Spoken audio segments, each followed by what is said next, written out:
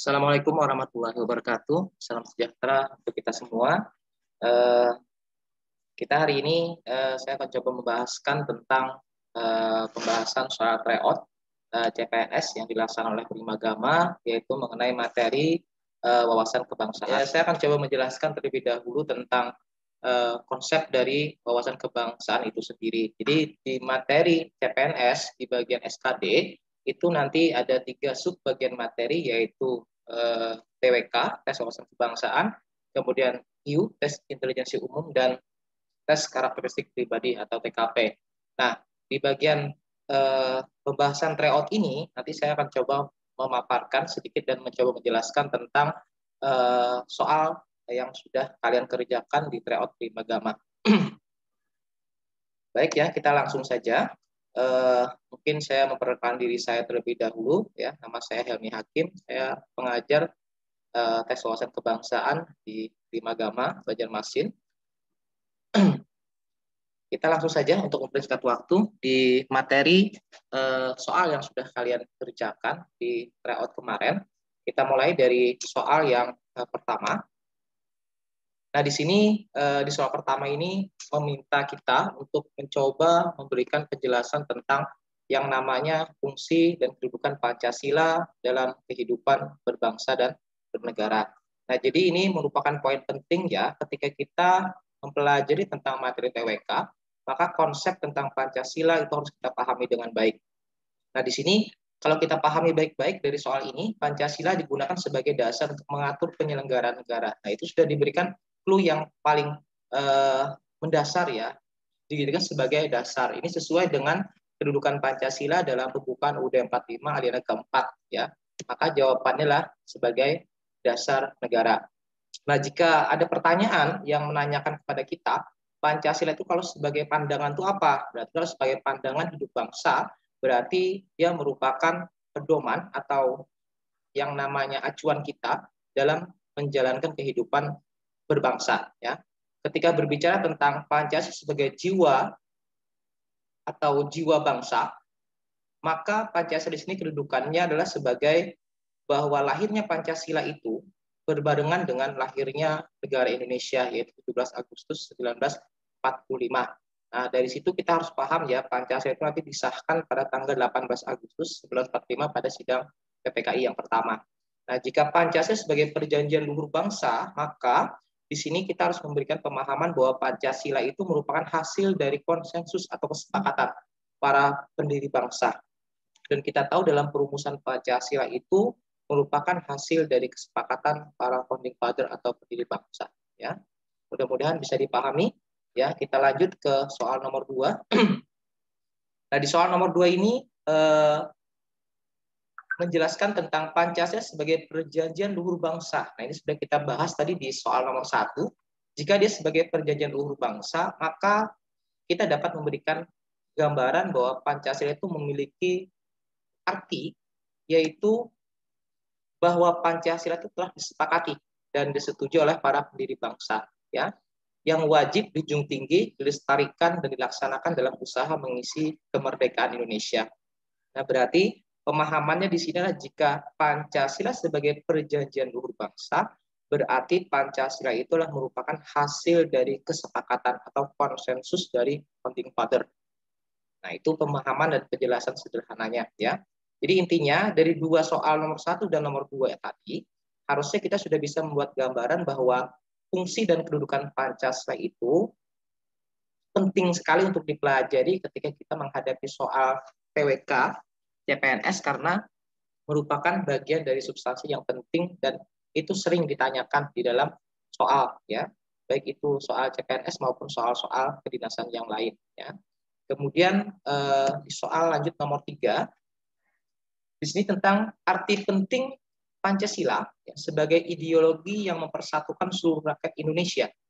Berarti kita tahu ya, Pancasila ini selain tadi memiliki kedudukan sebagai dasar negara, sebagai pandangan hidup bangsa, sebagai perjanjian luhur bangsa, sebagai jiwa bangsa, sebagai falsafah hidup bangsa, sebagai ideologi negara, dia juga memiliki arti penting untuk mempersatukan seluruh rakyat Indonesia. Karena kita tahu ya, Pancasila itu nanti di mana dilambangkan dengan burung Garuda, dia menginjakkan cakar kakinya itu di sebuah pita yang bertuliskan Bhinneka Tunggal Ika.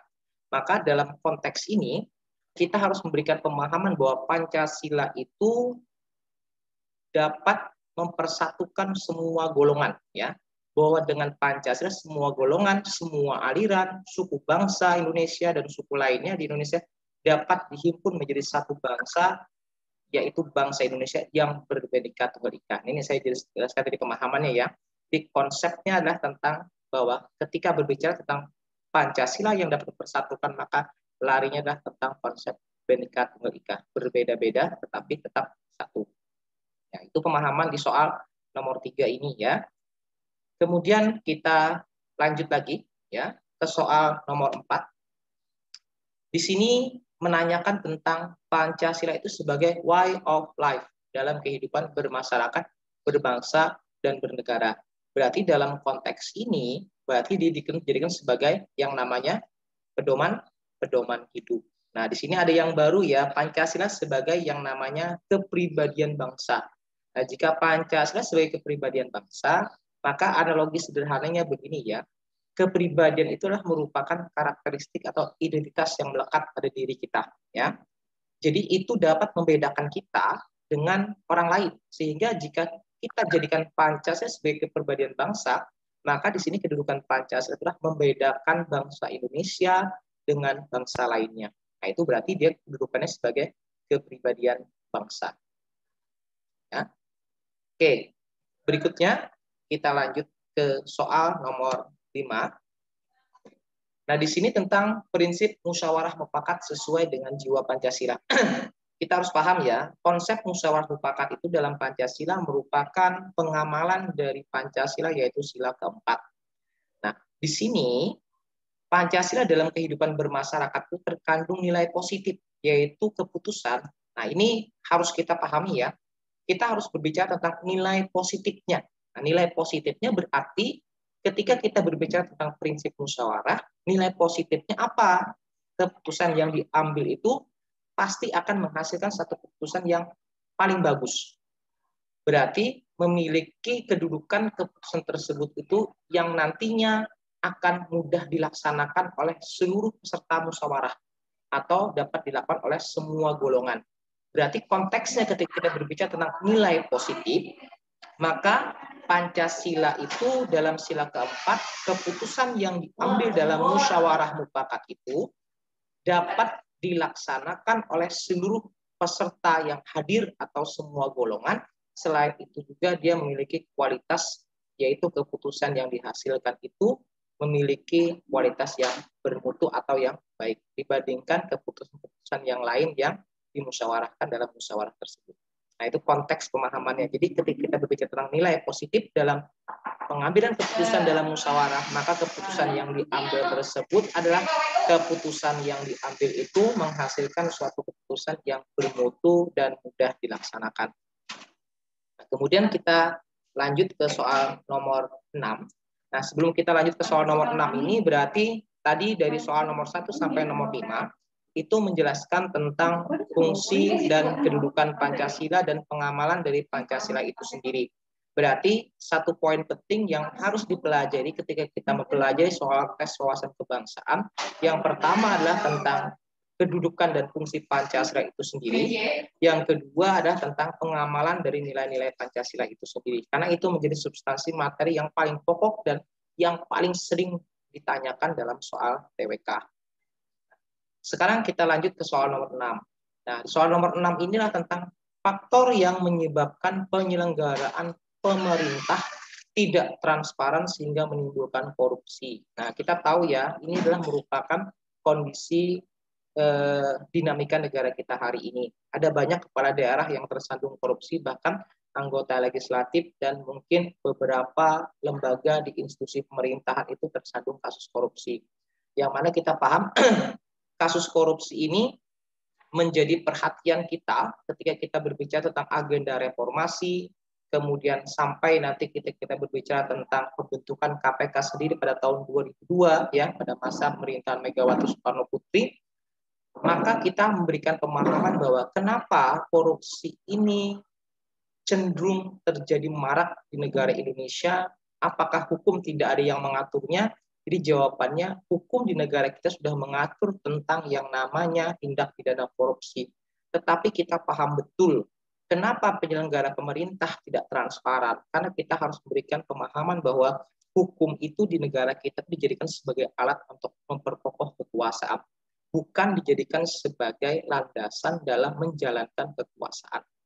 Itu konsepnya ya. Jadi kenapa yang menyebabkan penyelenggaraan pemerintah tidak transparan? Karena hukum itu dijadikan sebagai alat untuk memperkokoh kekuasaan, bukan dijadikan sebagai landasan dalam menjalankan kekuasaan atau rambu-rambu dalam menjalankan kekuasaan. Oke ya. Nah, ini tentang analisis dan pemahaman ya. Kemudian kita langsung lanjut ke soal nomor 7. Di sini salah satu tujuan dibentuknya Komisi Pemberantasan Korupsi, ya saya bilang tadi tahun 2002, yaitu pada masa Megawati Soekarno Putri.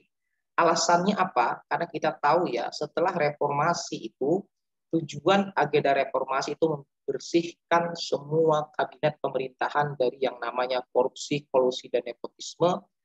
Itu merupakan satu agenda reformasi. Nah, di tahun 2002 itu Megawati Soekarno Putri membentuk suatu lembaga Komisi Pemberantasan Korupsi dengan tujuan adalah untuk meningkatkan daya hasil guna terhadap upaya pemberantasan tindak pidana korupsi. Ya, walaupun lembaga KPK ini dibentuk, kita tahu track recordnya sampai hari ini mengalami yang namanya dinamika yang luar biasa. Kenapa? Karena beberapa kali pimpinan-pimpinan KPK sendiri itu tersandung beberapa kasus yang mengakibatkan mereka harus lengser dari jabatan sebagai ketua KPK. Nah, itu dinamika yang ada. Lalu mungkin kalian bertanya, kenapa soal tentang korupsi ini menjadi pokok pembahasan kita di materi soal TWK ini?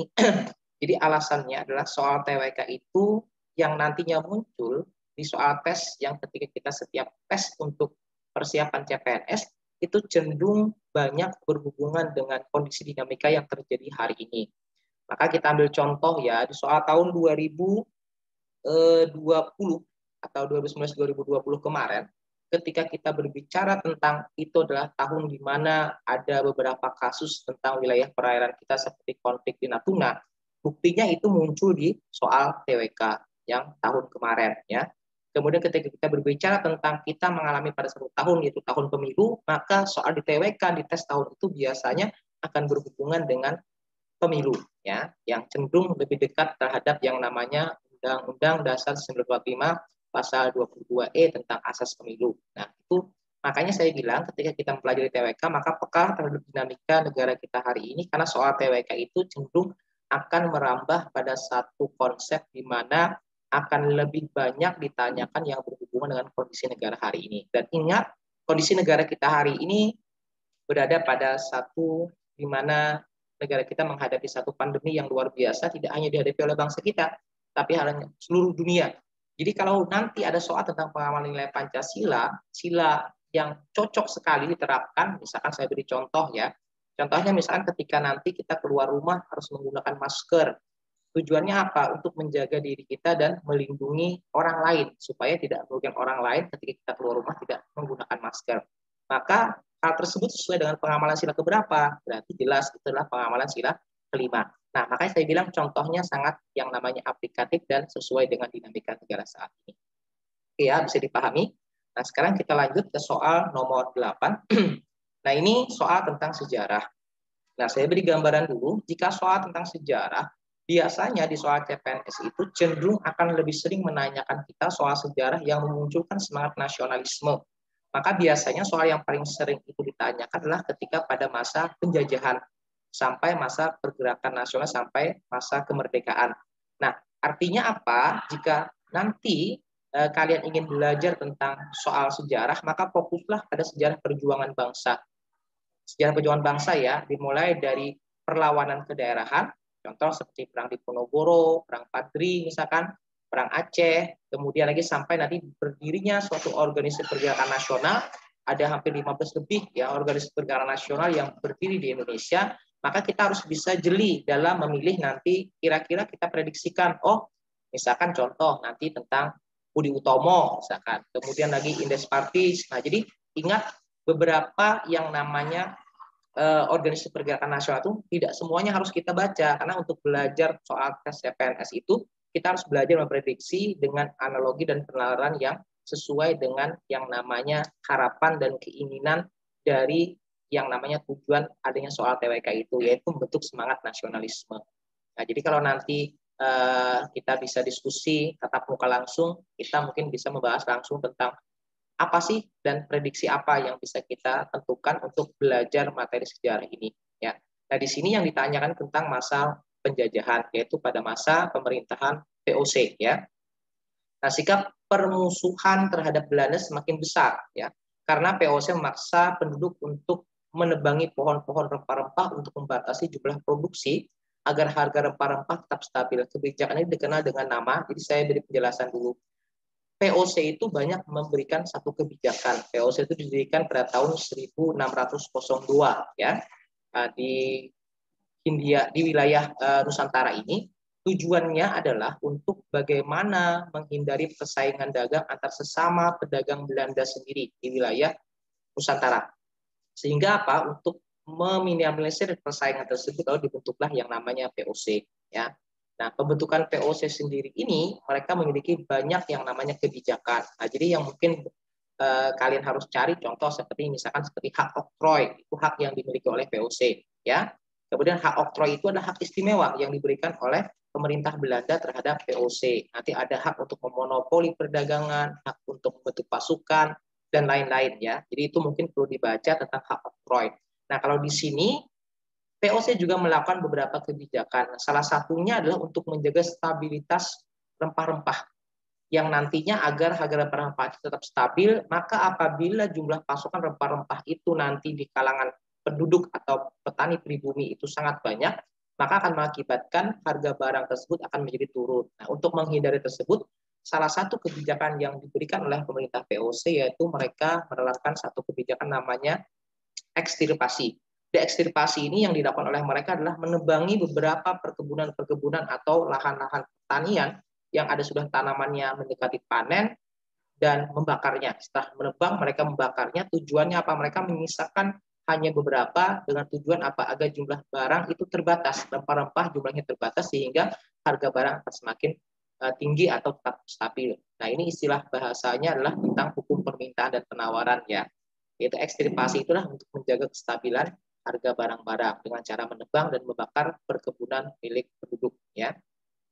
Kalau Hongi Tokten itu adalah kelahiran Hongi, jadi ada banyak ya kebijakan masa kolonial Belanda. Ada nanti Kontingenten, ada namanya Pringerstelsel, ya kan? Kemudian lagi ada yang namanya kebijakan Divided et Impera. Jadi ada banyak kebijakan-kebijakan. Silakan nanti itu dicari sebagai referensi untuk menjawab soal tentang kebijakan pada masa pemerintahan Belanda, ya. Oke, next kita lanjut ke soal nomor 9, ya.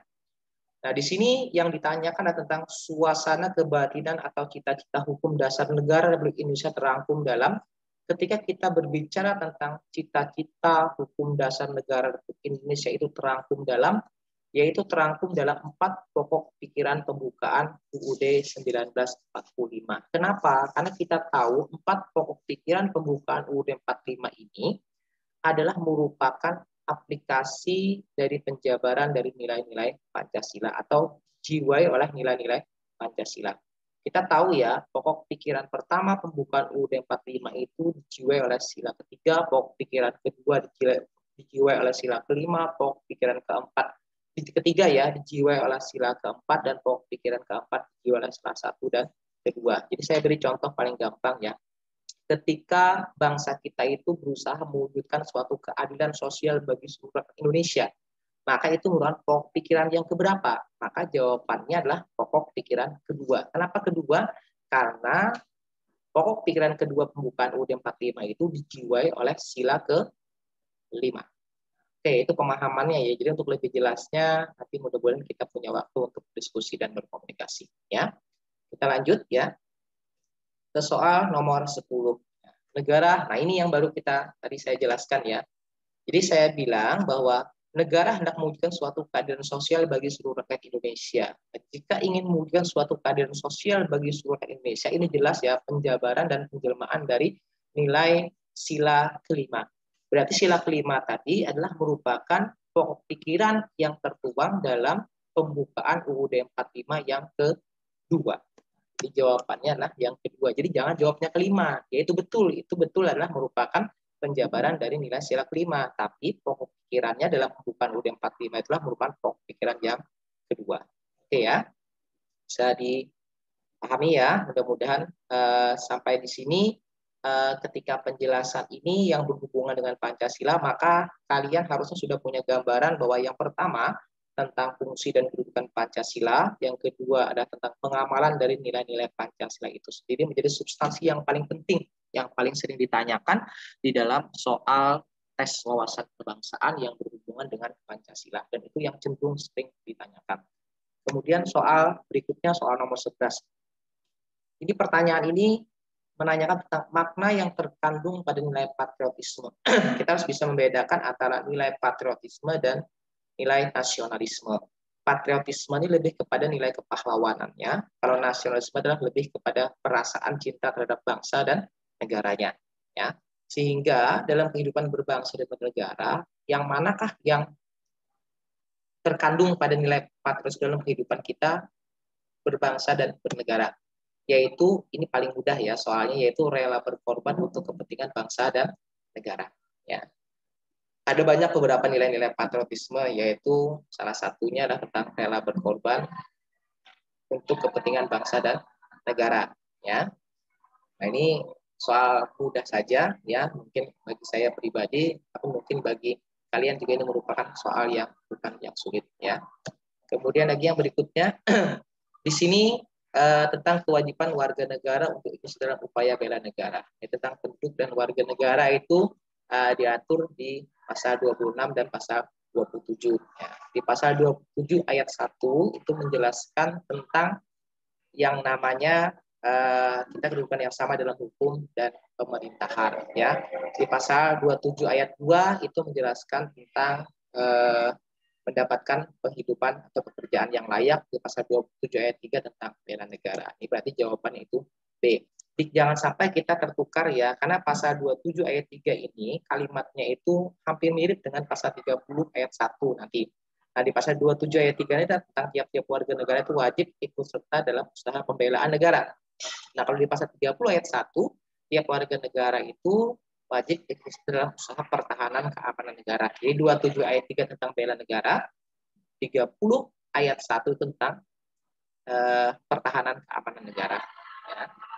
Di pasal 30 ayat 2 itu menjelaskan tentang bahwa TNI Polri itu adalah sebagai yang namanya kekuatan utama ya dalam pertahanan keamanan. Ya. Kalau pasal 31 itu tentang pendidikan. Ini jadi begini ya, pasal memang jarang sekali dimunculkan di dalam soal TWK, terutama di CPNS 2 tahun terakhir. Tetapi kalau kalian harus paham bahwa bunyi dari pasal itu yang dijadikan soal. Saya ambil contoh paling gampang ya.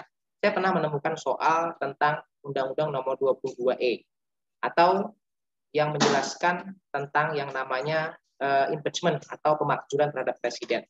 Nah, sebenarnya Undang-Undang Nomor 22E itu adalah berhubungan dengan yang namanya pemilu ya, tentang pemilu. Ya, asas pemilu adalah luber dan jurdil. Nah, jadi saya pernah menemukan soal bahwa di dalam Undang-Undang 22E dijelaskan bahwa asas pemilu itu langsung, umum, bebas, rahasia, jujur, dan adil. Nah, yang merupakan aplikasi dan implikasi dari konsep kata bebas di situ maksudnya apa? Nah, berarti semuanya adalah penjelasan dalam undang-undang atau contoh tentang impeachment presiden atau pemakzulan presiden. Ya. Nah, ini sebenarnya wewenang dari siapa? Nah, jadi kita harus baca pasal 7B. Jadi sebenarnya pasal itu dijadikan narasi soal tanpa harus menyebutkan pasal dan ayatnya. Tapi kalau kita nggak pernah baca pasalnya, maka kita nggak mungkin bisa menjawab soalnya. Jadi arti sederhananya begini, kalian harus membaca pasal-pasal dalam pembukaan UUD 45 yang mana itu memungkinkan akan dijadikan sebagai soal nantinya. Tanpa mereka harus menyebutkan bunyi pasalnya atau ayatnya atau hurufnya. Nah, jadi sederhananya ada banyak yang bilang, oh pasal nggak ada yang keluar. Padahal bunyi pasal itu dikeluarkan, tapi tanpa harus mereka menyebutkan pasalnya. Itu pemahamannya ya. Jadi, nah kalau saya biasanya menjelaskan dengan orang yang saya ajari itu ya saya pasti menjelaskan tentang beberapa pasal-pasal penting, ya pasal-pasal penting yang harus mereka pelajari dan mereka baca karena itu memungkinkan untuk ditanyakan di dalam yang namanya soal tes TWK. Oke ya, kita lanjut berikutnya soal nomor 13. Nah, di bawah ini yang tidak sesuai dengan nilai Pancasila yang bersumberkan nilai keadilan sosial bagi seluruh rakyat Indonesia. Nah, keadilan sosial bagi seluruh rakyat Indonesia adalah merupakan penjabaran dari sila ke-5. Nah, yang mana yang tidak sesuai? Saya rasa ini kalian pasti bisa menjawabnya ya. Yang mana yang tidak cocok dengan sila ke-5, yaitu A, berani membela kebenaran dengan cara apapun. Nah, kita tahu ya, berani membela kebenaran. Ya, ini merupakan adalah aplikasi dari nilai sila kedua ya. Ya. Tapi kita harus paham kalau yang namanya bersifat adil, oke ya, itu adalah merupakan aplikasi dari sila ke-5. Walaupun kadang-kadang kita sering tertukar ya, karena antara yang namanya butir sila kedua dengan sila ke-5 itu kadang-kadang kalau kita pahami hampir mirip ya. Berani membela kebenaran dan keadilan ya. Kalau sila ke-5 adalah berbuat adil ya, berlaku adil terhadap sesama. Jadi secara konteks kalimatnya itu memang ada perbedaan dalam aplikasinya, tapi kadang-kadang orang mengatakan itu nih mirip ya. Jadi tolong baca 45 butir nilai Pancasila. Tapi secara sederhananya kita harus punya cara bagaimana cara memahami nilai-nilai Pancasila itu agar dipahami secara mudah dan sederhana. Karena kita pastikan pengamalan nilai Pancasila selalu keluar di soal tes TWK ya. Berikutnya soal nomor 14 ya. Pancasila mempunyai peranan sebagai paradigma pembangunan nasional. Maksudnya apa? Kalau sebagai paradigma itu berarti sudah jelas ya. Pancasila itu digunakan sebagai dasar dari segala aspek pembangunan nasional. Ya, artinya apa? Pembangunan nasional kita yang mana setiap pembangunan itu selalu harus direncanakan dengan baik dan dengan matang. Dan pembangunan tersebut di mana setiap acuan dan dasarnya tidak boleh bertentangan dengan yang namanya Pancasila dan Undang-Undang Dasar 1945. Pemahamannya di situ ya. Berikutnya soal nomor 15. Kekuasaan yudikatif berdasarkan Undang-Undang Dasar 1945 dilaksanakan oleh. Nah, ini jelas ya, dibunyi pasal 24A, 24B, dan 24C, yaitu Mahkamah Agung, kemudian Komisi Yudisial, dan Mahkamah Konstitusi. Nah, itu merupakan pasal penting juga yang wajib dibaca dan dipelajari. Kenapa? Karena kita tahu dinamika hari ini banyak sekali gugatan-gugatan hasil pemilu yang dilayangkan kepada Mahkamah Konstitusi. Nah, itu jelas dijabarkan dalam bunyi pasal 24C. Nah, berarti jelas di jawabannya adalah Mahkamah Agung, Mahkamah Konstitusi. Ya, sebenarnya ada lagi Komisi Yudisial. Ya. Oke, kita langsung saja ya. Saya rasa ini materinya masih mudah saja, tidak sulit ya. Nah, kemudian soal nomor 16 ya. Ini menurut pasal 1 ayat 1 Undang-Undang Dasar 1945, negara Indonesia dan negara kesatuan yang berbentuk. Ini cenderung kalau kita baca pasal 1 ayat 1 sudah pernah membacanya pasti sudah bisa mengeksekusinya. Maka jawabannya adalah republik. Republik ini adalah bentuk pemerintahan kita. Ya. Kalau bentuk negara kita adalah kesatuan. Bentuk pemerintahan kita adalah republik. Sistem pemerintah kita adalah presidensil. Nah, itu harus paham ya. Tapi jangan sampai tertukar ketika ditanya bentuk negara kita apa, jangan jawab republik. Karena republik itu bukan bentuk negara, tapi bentuk pemerintahan. Nah, bentuk negara kita adalah kesatuan. Nah, selain kesatuan, apa yang pernah diberlakukan di Indonesia? Ada namanya serikat. Ketika kita menggunakan UUD RIS. Ya. Oke, lanjut lagi. Ya. Ini sebenarnya perlu kita jabarkan untuk lebih panjang, tetapi karena tugas saya di sini hanya menjelaskan dan mencoba untuk membahas soal tes tryout ini, jadi saya hanya seperlunya saja. Nanti kalau ada pertemuan lain, kita bisa kupas sampai tuntas. Ya. Berikutnya, soal nomor 17. Ya, peraturan perundang-undangan tertinggi yang sekarang berlaku di Indonesia.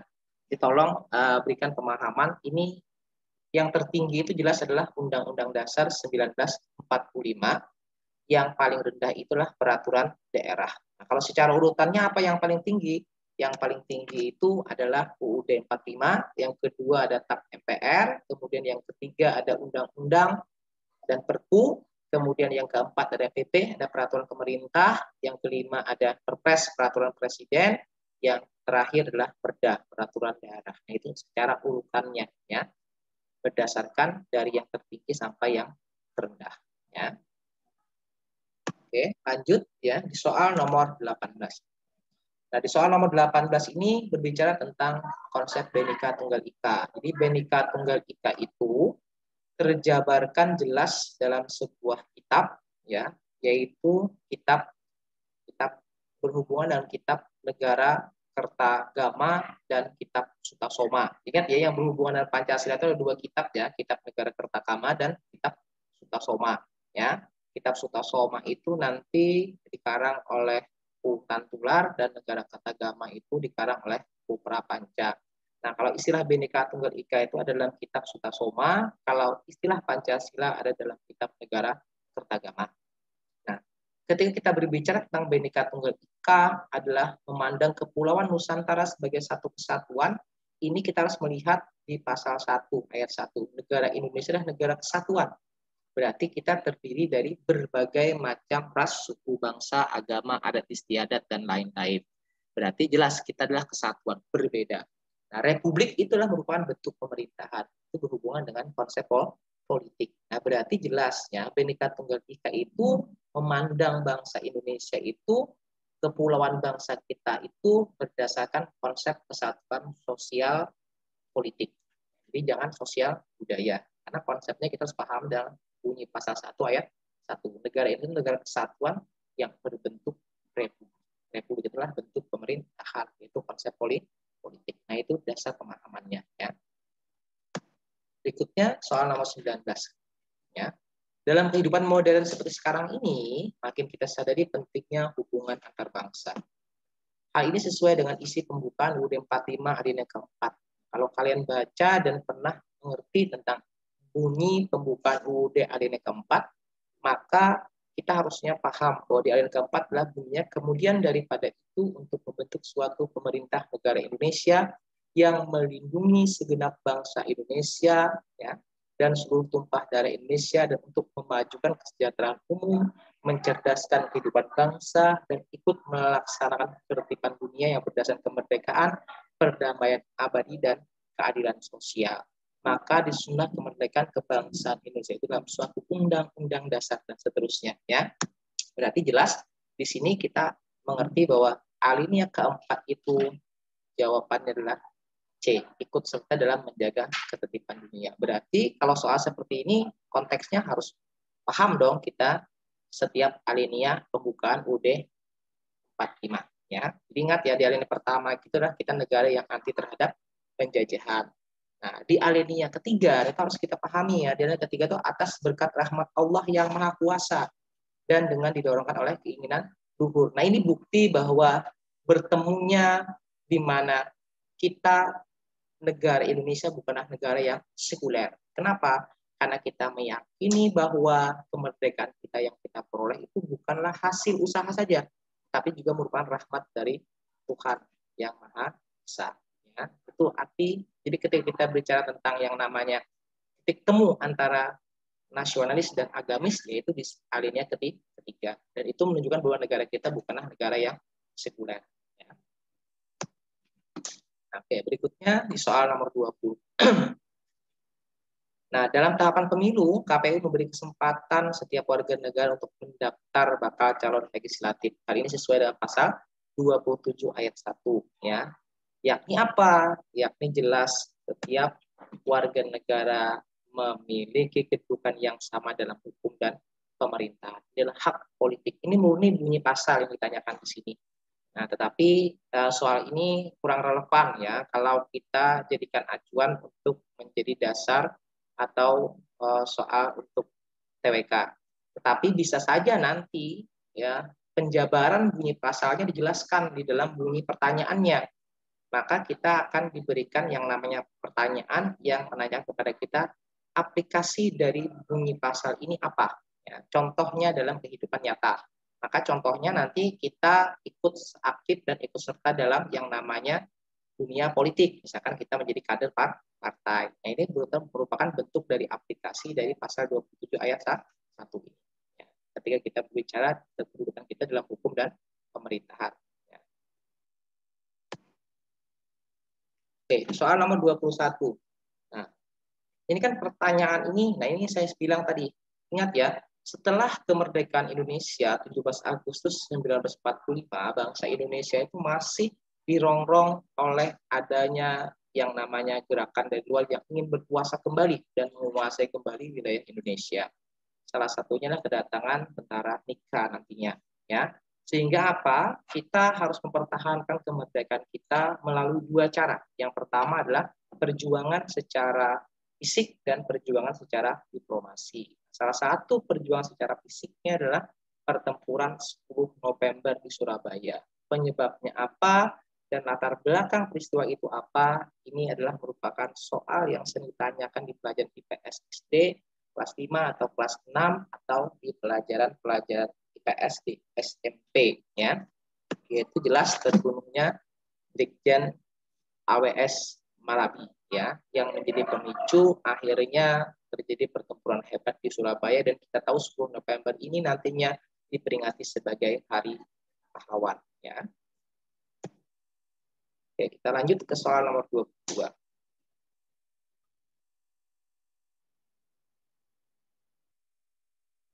Peristiwa Bandung Lautan Api ya, terjadi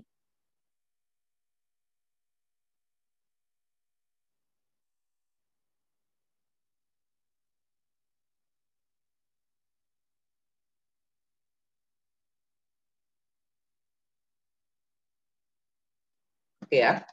Peristiwa Bandung Lautan Api itu terjadi karena, nah ini sama, ini masih dalam tahap peristiwa di mana kita mempertahankan kemerdekaan secara fisik ya. Saya beri penjelasan sederhana ya. Jadi kita tadi mempertahankan kemerdekaan itu ada dua cara, yaitu pertempuran fisik dan secara diplomasi. Nah, kalau pertempuran fisik ini sudah dua soal kita temui. Nah, kalau perjuangan secara diplomasi kita harus membaca tentang perundingan Linggarjati, kemudian lagi Renville, kemudian lagi Romroyen sampai KMB. Karena itu yang cenderung sering ditanyakan di soal tes TWK. Nah, kalau peristiwa Bandung Lautan Api ini terjadi karena ini sama, berarti menanyakan tentang latar belakangnya, yaitu nanti ketika di ultimatum ya Kota Bandung itu yang mana rakyat atau tentara kita yang bertahan di Kota Bandung itu mereka membakar semua bangunan-bangunan gedung yang ada di Kota Bandung agar tidak digunakan nanti oleh sekutu untuk menjadi pusat-pusat kekuasaan atau pemerintahan mereka.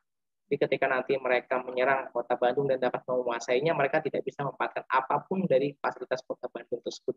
Maka di sini kita tahu betul semangat nasionalisme dan patriotisme rakyat Bandung, yaitu rela berkorban dan mengorbankan semua harta benda mereka dengan tujuan apa? Untuk tetap menjaga kedaulatan negara. Ya. Oke, berikutnya soal nomor 23. Ya. Kekalahan Jepang pada Perang Dunia Kedua menyebabkan Perdana Menteri Kaiso memberikan janji kemerdekaan kepada Indonesia. Ini kan awal dari nanti pemanggilan tiga tokoh Indonesia ke dalam Vietnam, ya, yaitu Soekarno, Hatta, dan Dr. Rajiman Widodiningrat.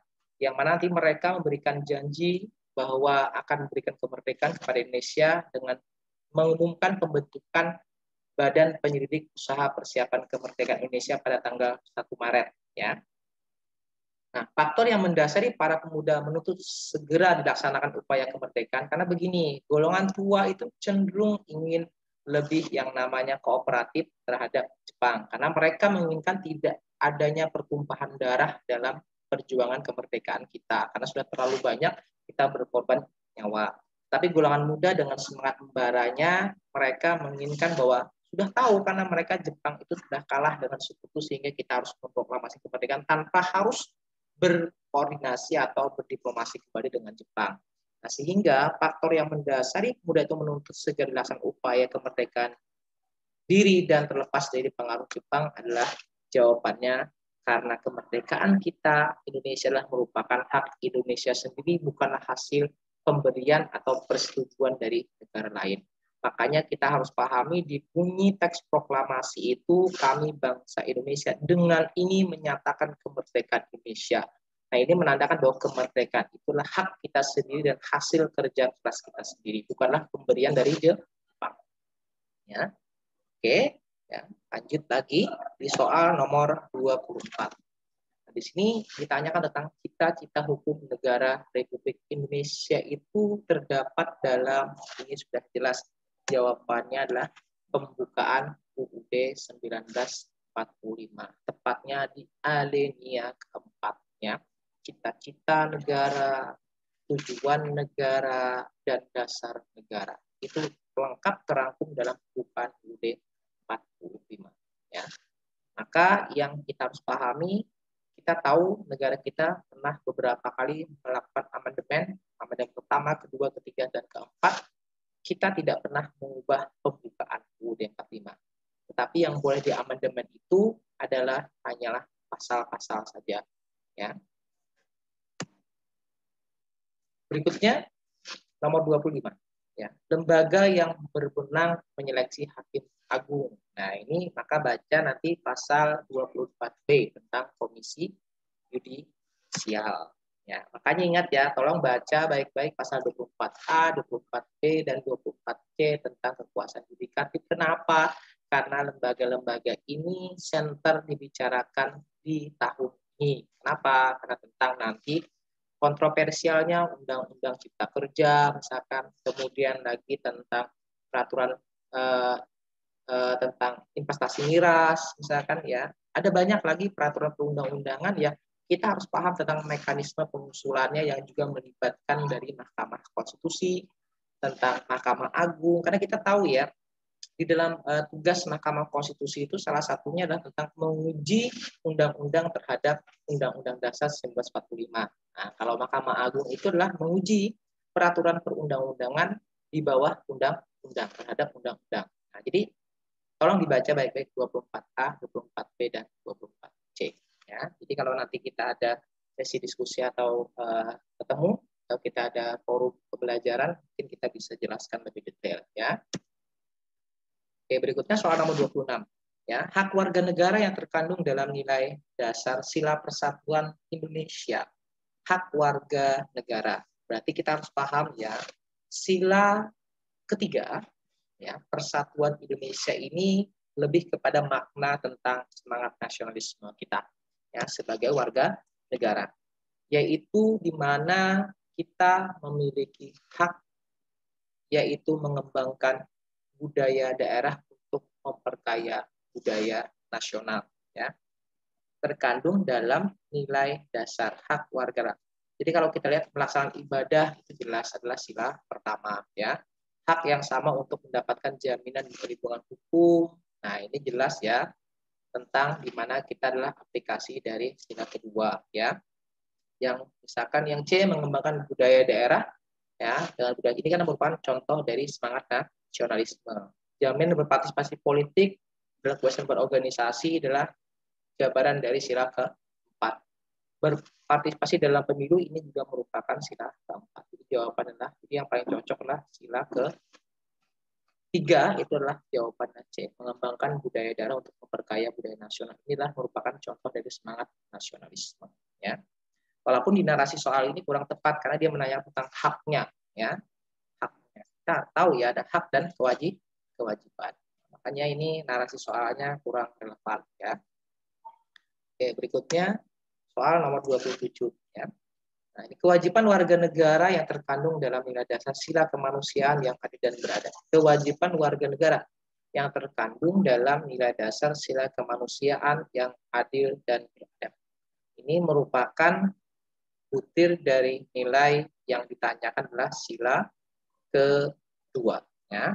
Maka yang paling cocok adalah memperlakukan orang sesuai dengan harkat dan martabatnya. Berarti jelas ya, sila kedua itu lebih fokusnya kepada hak asasi manusia.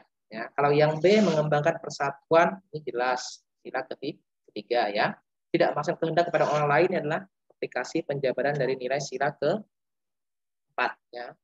Tidak melakukan perbuatan yang merugikan orang lain, ini jelaslah aplikasi dari sila kelima.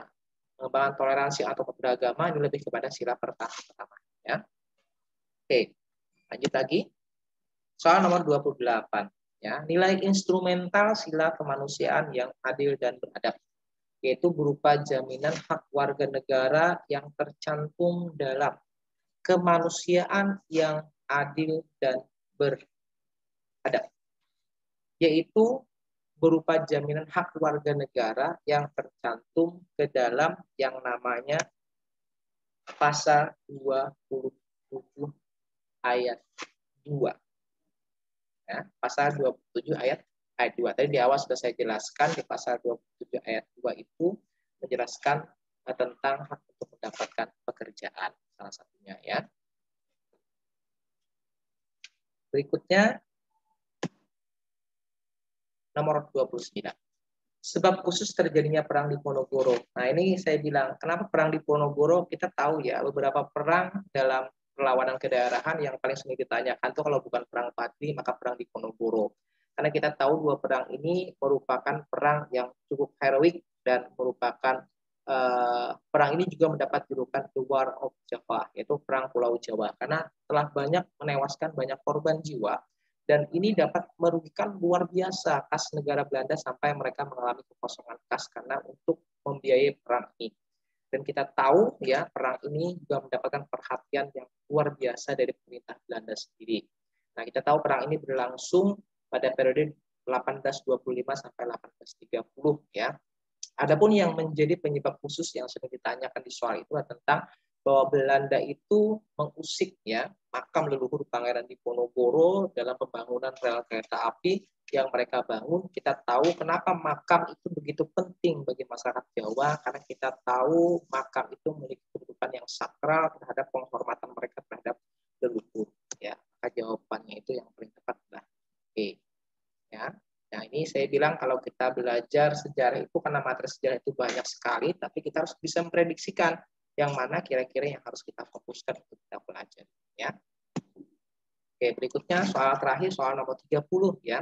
Salah satu usaha yang dilakukan oleh Perhimpunan Indonesia untuk memperjuangkan kemerdekaan Indonesia adalah, kita tahu ya, PI ini adalah merupakan organisasi pergerakan nasional yang didirikan di negara Belanda oleh para pemuda yang belajar di negara Belanda. Beberapa tokohnya yaitu Muhammad Hatta dan Ki Hajar Dewantoro ya. Artinya kalau ada pertanyaan mengapa PI ini nanti memiliki kedudukan yang penting, karena mereka dapat berkomunikasi dengan beberapa tokoh-tokoh muda lain di luar negara kita, dan mereka membuka pemikiran mereka tentang betapa pentingnya perjuangan terhadap kemerdekaan. Nah, inilah yang nantinya harus kita pahami bahwa ketika mereka dapat menjalin kerjasama dengan bangsa-bangsa lain, ini merupakan satu bentuk kekhawatiran dari pemerintah Belanda sendiri, yang mana nanti dari kalangan para pemuda tersebut akan membuka dan membakar semangat nasionalisme orang Indonesia. Karena mereka paham betul bahwa kita dapat merdeka dengan kemampuan dan kekuatan kita, serta kerjasama dengan negara-negara lain. Maka jawabannya adalah A, yaitu menghadiri Kongres ke-6 Liga Demokrasi Internasional untuk Perdamaian di Paris. Nah, jadi sampai di sini ini kita soalnya hanya 30 soal yang dapat saya bahaskan. Nah, sebelum saya mengakhirinya, saya akan mencoba memberikan sedikit pemahaman tentang dari beberapa soal yang kita bahas tadi. Yang pertama, untuk tingkat kesukaran soal ini tidak terlalu sulit. Saya di sini hanya membahasnya secara ringkas dan secara yang namanya singkat. Alasannya adalah karena ini adalah merupakan soal basic atau dasar saja. Jadi kalau konsep-konsep di sini kalian pahami dengan baik, maka harusnya ketika nanti konsepnya tingkatkan dengan narasi yang cukup panjang, karena kita tahu di soal PWK itu cenderung narasinya nanti panjang, terutama yang berhubungan dengan pengamalan nilai-nilai Pancasila. Maka kita harus bisa memberikan pemahaman kepada diri kita sendiri ketika belajar bahwa satu, kuatkan dalam pemahaman tentang fungsi dan kedudukan Pancasila. Yang kedua, kuatkan pemahaman kita terhadap sejarah dari Pancasila itu sendiri, dari sidang BPUPKI pertama sampai nanti pengesahan oleh PPKI. Kemudian yang kedua adalah yang wajib kita kuasai dengan baik adalah tentang pengamalan nilai-nilai Pancasila, yaitu 45 butir nilai-nilai Pancasila. Kemudian lagi yang keempat yang wajib dikuasai adalah di mana kita harus paham betul tentang kedudukan Pancasila itu dalam kehidupan berbangsa dan bernegara sendiri, ya, seperti yang poin pertama tadi. Dan kita harus paham betul juga ketika berbicara masuk poin pada pembukaan UUD 1945 tentang makna yang terkandung dalam pembukaan UUD 45 serta pasal-pasalnya. Jadi saya rekomendasi kepada kalian yang ingin membaca pasal, silakan baca dari pasal 1, kemudian pasal 2 dan pasal 3 tentang MPR, kemudian lagi silakan baca tentang pasal 4 berhubungan dengan kedudukan presiden, ya, sebagai kepala negara dan sebagai pemerintahan, serta tugas-tugas presiden tersebut sebagai kepala negara dan kepala pemerintahan, terutama tugasnya di bidang eksekutif, legislatif, dan yudikatif. Nah, yang penting kadang-kadang sering ditanyakan itulah kedudukan presiden di bidang yudikatif itu sendiri, ya, kekuasaan presiden di bidang yudikatif, yaitu salah satunya memberikan yang namanya gerasi, amnesti, abolisi, dan rehabilitasi. Nah, setelah itu di pasal bukan UUD 45 yang wajib dibaca juga adalah pasal tentang yang namanya pasal tentang pemilu, ya, pasal 22E, kemudian lagi, nah ini yang kelewat tadi pasal 7, ya, dan 7B yaitu tentang impeachment, ya, terhadap presiden. Itu perlu dibaca lebih detail karena itu cukup panjang di pasalnya. Kemudian lagi pasal tentang DPR, ya, saya minta fokuskan baca pasal 19 dan pasal 20A, ya, tentang fungsi dan tugas dari DPR serta hak-hak DPR. Nah, setelah itu tolong baca pasal 24A, 24B, 24C, ya, tentang Mahkamah Agung, Komisi Yudisial, dan Mahkamah Konstitusi, terutama tentang tugas-tugas pokoknya. Kemudian baca tentang Badan Pemeriksa Keuangan, pasal 22E dan 22F. Kemudian lagi baca juga di pasal 27, baik ayat 1, ayat 2, dan ayat 3. Kemudian lagi baca pasal 30, ya. Kemudian lagi yang penting lagi pasal 32 tentang kebudayaan, ya. Dan kita lompat langsung ke pasal 35, 36, 36A, 36B. Bendera, bahasa, lambang, dan lagu kebangsaan. Dan yang terakhir adalah tentang amandemen itu sendiri, yaitu pasal 37. Kenapa itu penting? Karena ada wacana di beberapa tahun yang lalu kita ingin melakukan amandemen kembali terhadap UUD 1945, terutama tentang masa jabatan presiden yang akan dirubah. Kemarin itu ada rencananya menjadi 3 periode atau 3 kali masa jabatan. Nah, itu yang berhubungan dengan pembukaan UUD 45 dan pasal-pasalnya. Kemudian baca juga soal tentang integritas, di mana nanti sering akan dimunculkan tentang tokoh-tokoh pejuang nasional atau tokoh pahlawan nasional. Kita diminta untuk memberikan pemahaman tentang nilai-nilai juang yang terkandung dan peran mereka terhadap pergerakan nasional. Nah, itu soal yang sering juga dimunculkan di soal TWK. Nah, setelah itu baca juga soal tentang yang menumbuhkan semangat nasionalisme, yaitu tentang perlawanan-perlawanan terhadap penjajahan, yaitu berhubungan dengan perlawanan daerah sampai perlawanan yang bersifat nasional. Nah, tolong dibaca dan sambil dipilih-pilih. Jangan kalau dibaca semuanya ya bagus kalau kita punya waktu untuk membaca semuanya, tapi kita belajar mencoba memprediksikannya. Nah, jadi itu saja pesan saya yang dapat saya simpulkan. Mudah-mudahan ini bermanfaat dan membantu kalian dalam memahami soal-soal dalam tes wawasan kebangsaan. Kalau di lain waktu nanti kita ada pertemuan atau ada tatap muka, mudah-mudahan kita berdiskusi bisa lebih panjang. Salah hilaf mohon maaf ya. Semangat untuk mengikuti kegiatan tes CPNS di tahun 2021. Mudah-mudahan kita diberikan keberhasilan dan lulusan dan mendapatkan nilai yang maksimal, ya. Assalamualaikum warahmatullahi wabarakatuh. Sampai jumpa. Dadah.